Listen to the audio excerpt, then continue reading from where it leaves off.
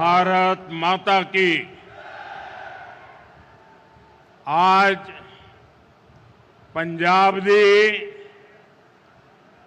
इस गुरुआं पीरां दा दी धरती ते तुहाडे सारियां दे बीच आके मैनू मान महसूस हो रहा हो।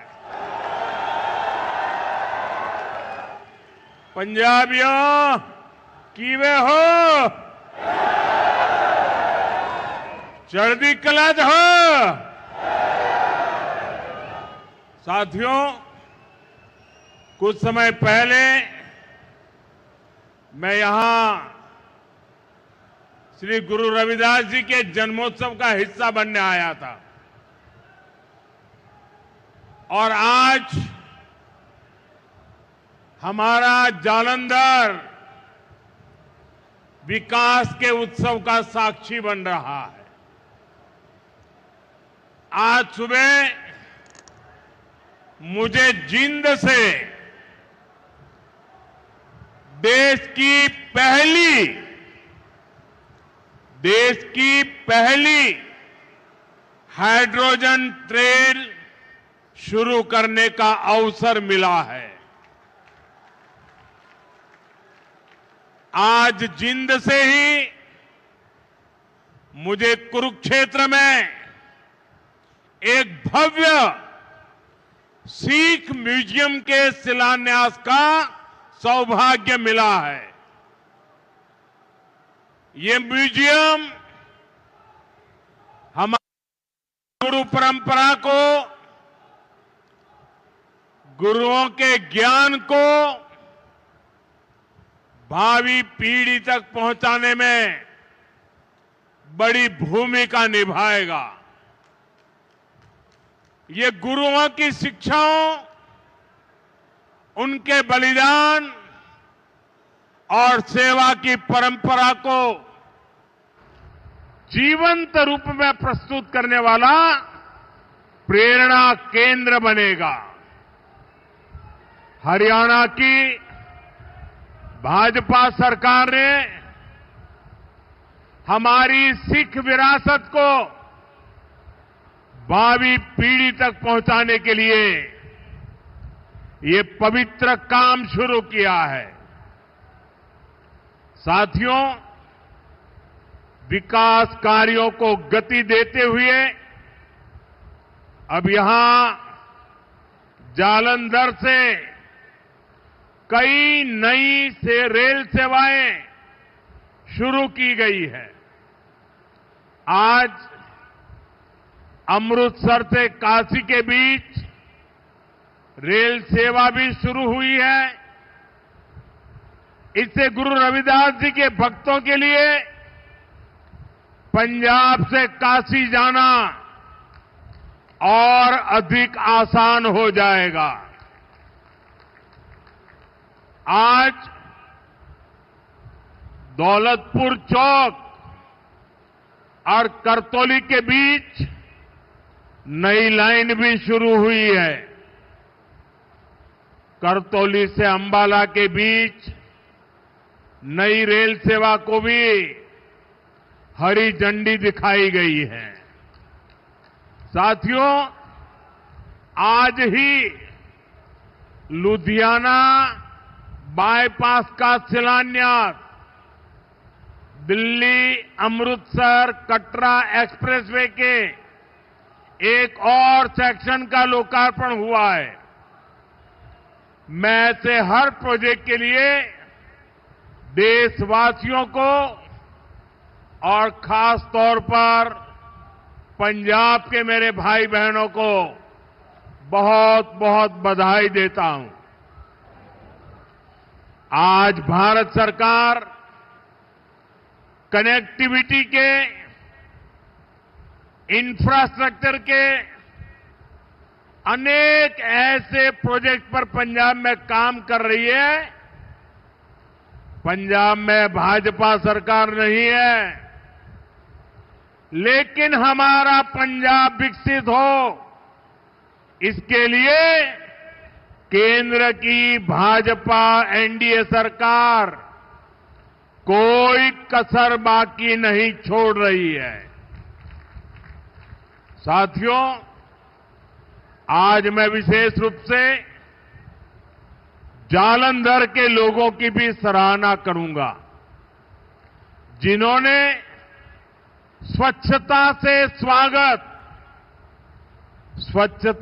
स्वागत पहल के माध्यम से इस कार्यक्रम को और सार्थक बना दिया है। श्री गुरु रविदास जी ने समरसता और सामूहिक प्रयासों का जो संदेश दिया था, उसे आप सभी ने अपने व्यवहार में जीवंत किया है। ये अभियान कर्तव्य भावना का भी उत्तम उदाहरण बन रहा है। साथियों, आज के दिन मैं इस मंच से पंजाब के महान सपूत सरदार तेजा सिंह समुंदरी जी को भी अपनी श्रद्धांजलि देता हूं। आज उनका 100वां शहादत दिवस है। उन्होंने अंग्रेजी शासन काल में सिख हितों की रक्षा के लिए अनेक आंदोलन किए। सरदार तेजा सिंह जी ने अपना पूरा जीवन मातृभूमि की सेवा में समर्पित कर दिया। आज से शुरू हो रहे उनके शहादत वर्ष से जुड़े कार्यक्रमों से हम सभी को प्रेरणा मिलेगी। साथियों, केंद्र की भाजपा सरकार की भी प्राथमिकता है भारत के हर नागरिक की सेवा, भारत के हर नागरिक का जीवन आसान बनाना और उसे आगे बढ़ने के लिए नए नए अवसर उपलब्ध कराना। और इसलिए हम नागरिक देवो भव इस मंत्र पर चल रहे हैं। गरीब हो, मिडिल क्लास हो, ऐसे हर परिवार को बेस्ट से बेस्ट सुविधा मिले, ये हमारा प्रयास है। और नागरिक देवो भव का ये भाव हमारे काम में दिखता है। साथियों, जो भारतीय रेल है, एक गरीब परिवारों की, मिडिल क्लास परिवारों की सवारी है। लेकिन 2014 से पहले तक रेलवे की क्या स्थिति थी, ये आप अच्छे से जानते हैं। कांग्रेस सरकार नई ट्रेनों की झूठी घोषणा करके आराम से बैठ जाती थी। हमारे जो रेलवे स्टेशन है, इनको तो कांग्रेस ने अपने हाल पर छोड़ दिया था। यहां तक कि अंग्रेजों के जमाने में जो स्टेशन बने थे, उनकी सूद लेने वाला भी कोई नहीं था। साथियों, भारतीय रेल का नेटवर्क इतना विशाल है कि रोज उसमें जितने यात्री सफर करते हैं, उतनी तो कई देशों की आबादी भी नहीं है। रेलवे के विकास के जो काम आज हो रहे हैं, ये 30-40 वर्ष पहले हो जाने चाहिए थे। लेकिन पहले की सरकारों की प्राथमिकता में ये काम था ही नहीं। गरीब और मिडिल क्लास को भी सुविधा चाहिए, इनको भी साफ सफाई चाहिए, इनके समय की भी एक वैल्यू है। ये पहले की सरकारें चर्चा तक नहीं करती थी।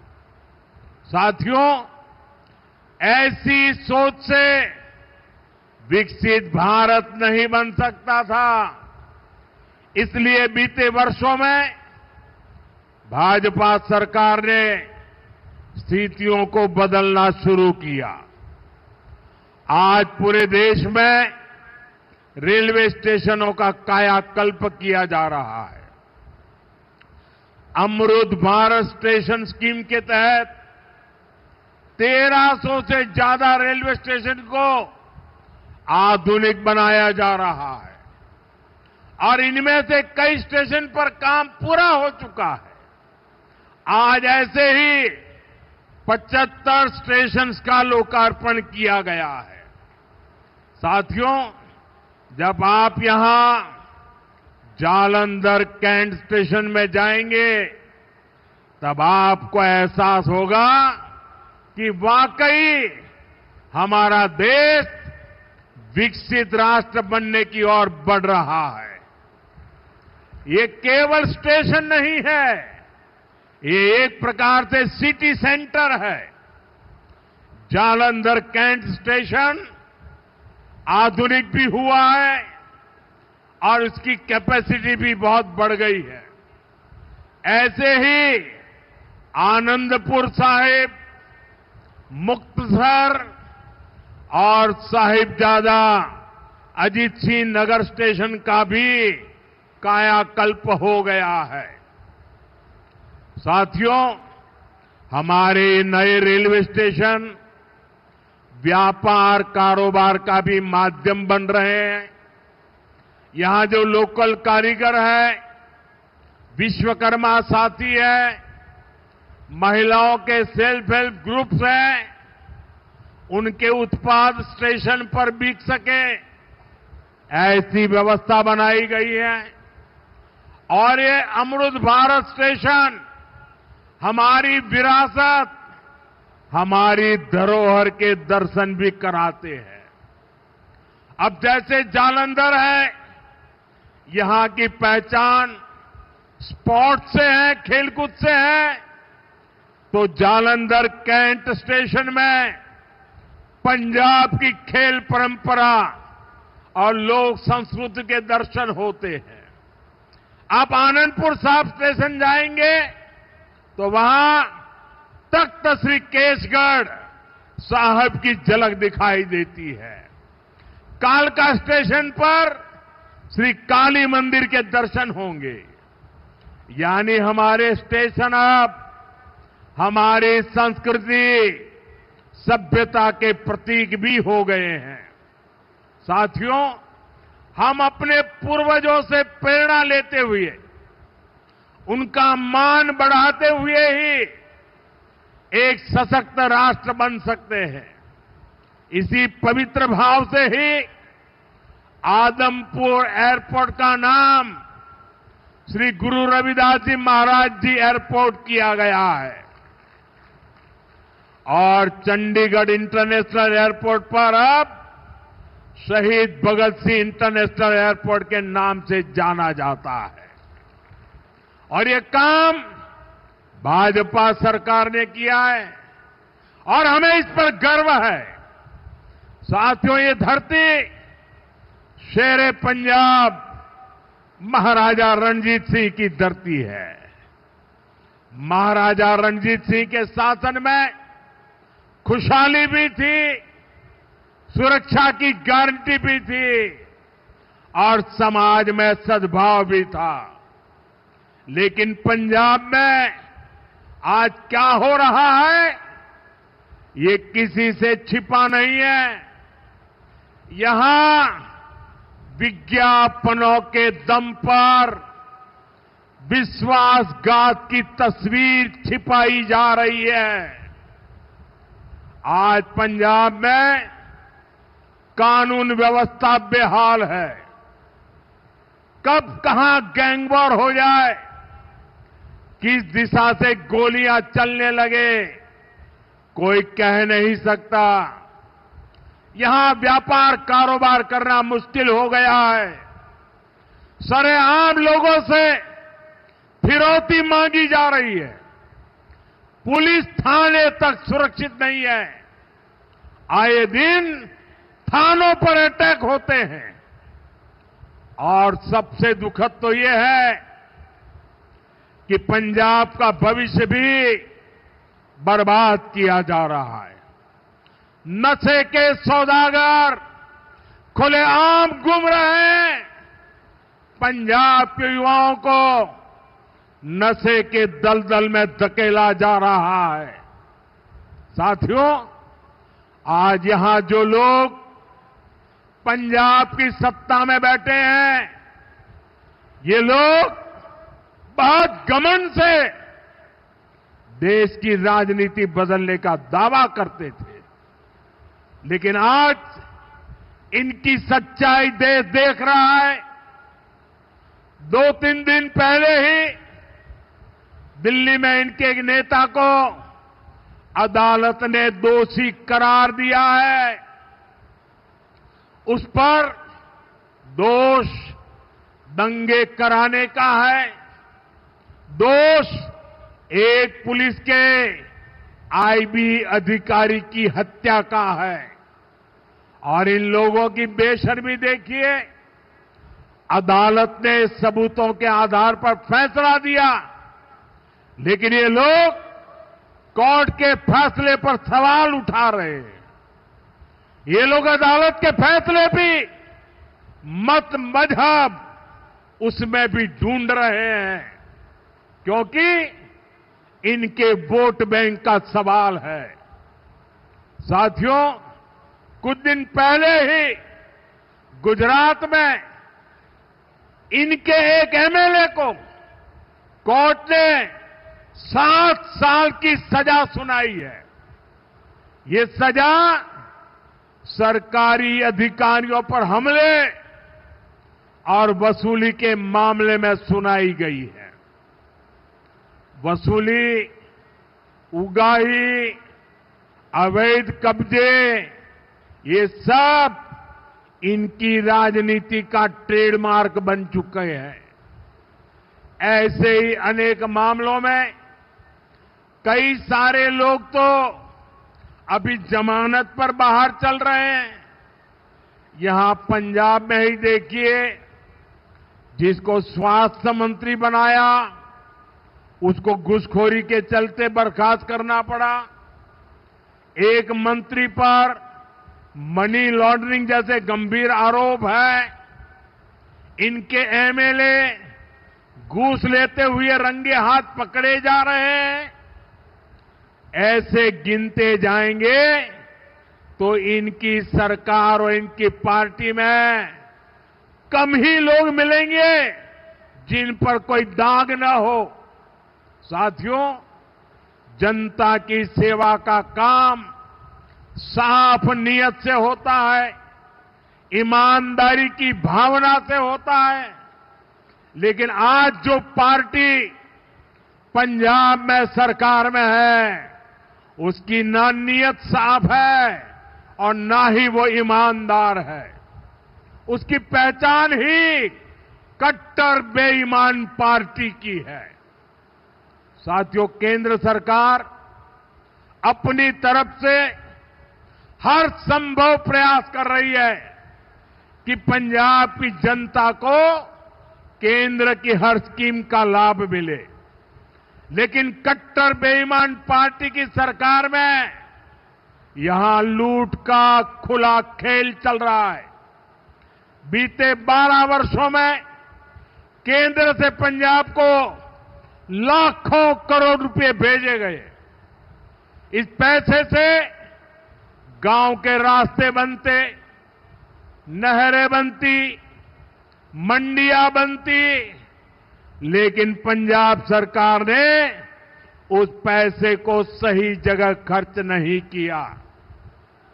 और बड़ी बात यह है कि ये लूट कर्ज के पैसे पर भी चल रही है। पंजाब के नाम पर कर्ज लिया जा रहा है। पंजाब का बजट कर्ज का ब्याज चुकाने में लग रहा है और यहां राज्य सरकार चला रहे लोग उस पैसे पर मौज कर रहे हैं। साथियों, आज हालत ये है कि पंजाब में विकास का हर काम ठप है। सिर्फ भारत सरकार की योजनाओं पर अपने नाम का स्टिकर लगाकर बेचा जा रहा है। आयुष्मान आरोग्य मंदिर जो पूरे देश में चल रहे हैं, उन पर यहां अपना स्टिकर चिपका दिया। पूरे देश में 5 लाख रुपए तक का मुफ्त इलाज देने वाली आयुष्मान भारत योजना चल रही है। यहां उसके साथ भी खेल खेले जा रहे हैं। साथियों, पंजाब का सामर्थ्य अद्भुत है। यहां के किसानों में, यहां के नौजवानों में बहुत क्षमताएं हैं। पंजाब तेजी से विकसित हो सकता है। इसके लिए यहां भाजपा की डबल इंजन सरकार जरूरी है। आप सभी के सामने बीजेपी की राज्य सरकारों का उदाहरण है। जब से दिल्ली में डबल इंजन सरकार बनी है, तब से दिल्ली के विकास को नई गति मिली है।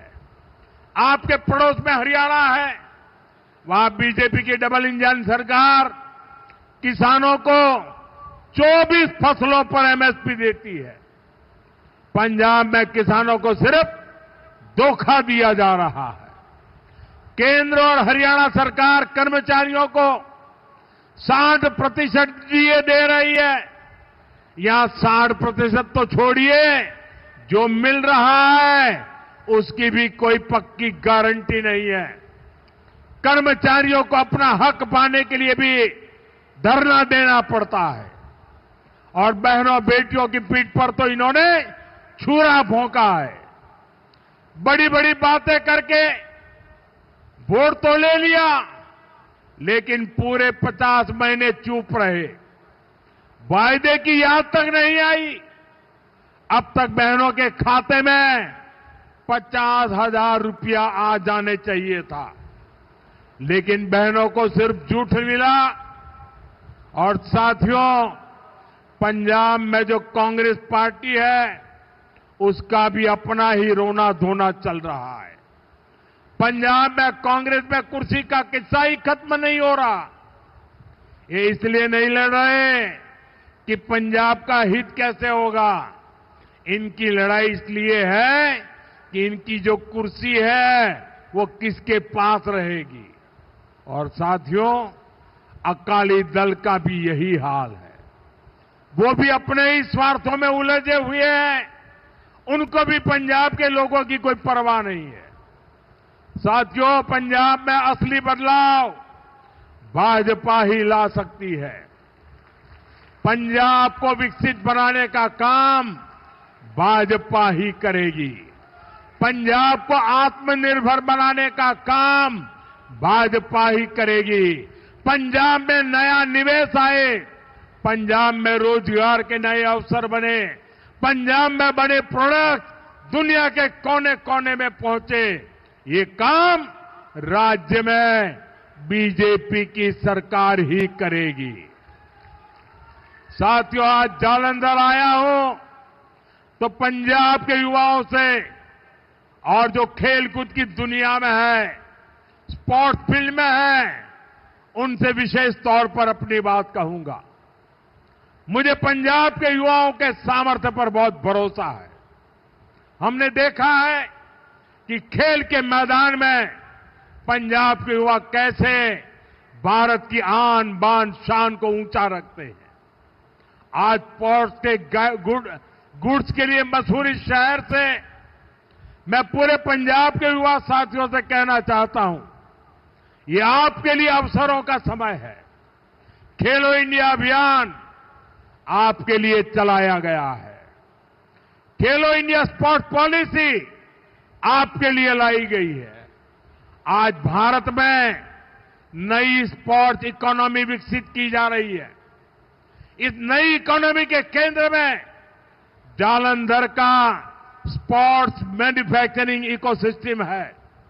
इस नई इकोनॉमी के केंद्र में कोच है, स्पोर्ट्स मेडिसिन है, स्पोर्ट्स साइंस है, स्पोर्ट्स यूनिवर्सिटीज है, सेंटर ऑफ एक्सीलेंसी है, स्पोर्ट्स स्टार्टअप्स है। साथियों, अभी मैं ऑस्ट्रेलिया और न्यूजीलैंड गया था। वहां इस विजन को लेकर काफी सारे समझौते हुए। मैं सभी युवाओं से कहूंगा, आप स्पोर्ट्स से जुड़िए, स्पोर्ट्स की दुनिया में अपना परचम लहराइए। हमारी सरकार हर तरह से आपके साथ है। साथियों, हमें पंजाब की आन बान शान को नई ऊंचाई पर ले जाना है। हमें पंजाब का नया भविष्य बनाना है। मोदी हरदम हर पल पंजाब के लोगों के साथ है।